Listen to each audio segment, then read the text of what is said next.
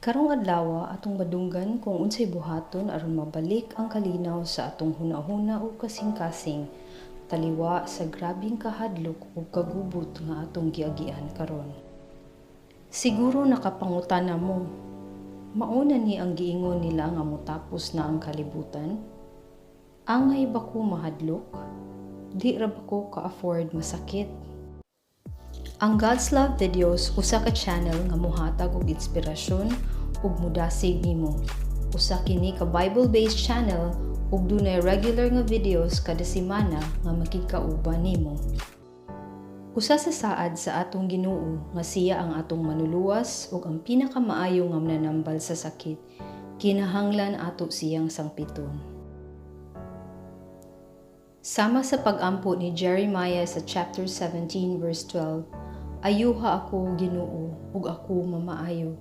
Luwasa ako, ug ako maluwas, kay ikaw mao ang akong pagdayeg.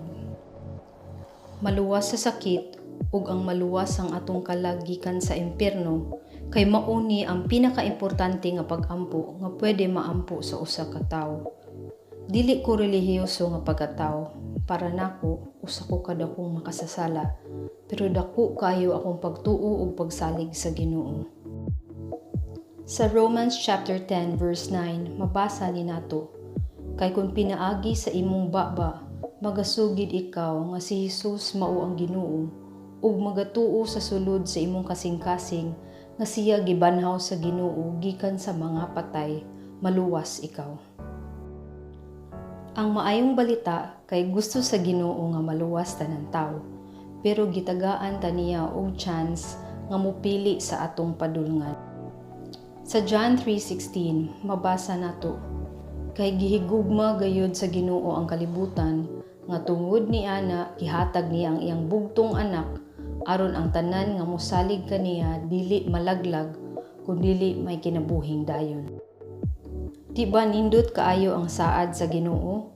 Kaning panahon sa pag-quarantine, gamita nga panahon sa pag-decide sa imong kinabuhi. Ayaw usiki sa mga butang nga walay pulos. Sa Luke chapter 13 verse 6, naay mensahe si Jesus pinaagi sa usa ka istorya.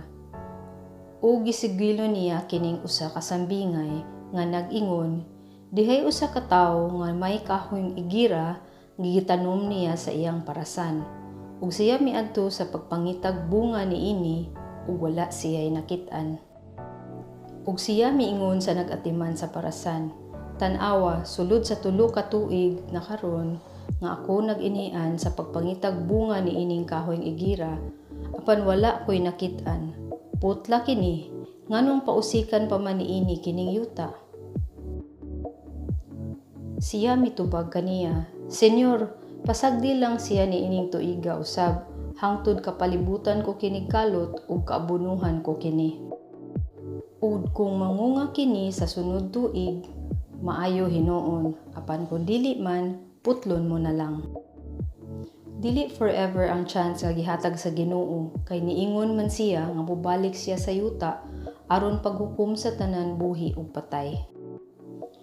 Ayaw usiki kining panahon sa quarantine sa sige ug pag-uul ug kahadlok. Gitagaan ta tanan og chance sa paghinulsol sa atong mga sala ug pagsangpit sa Ginoo.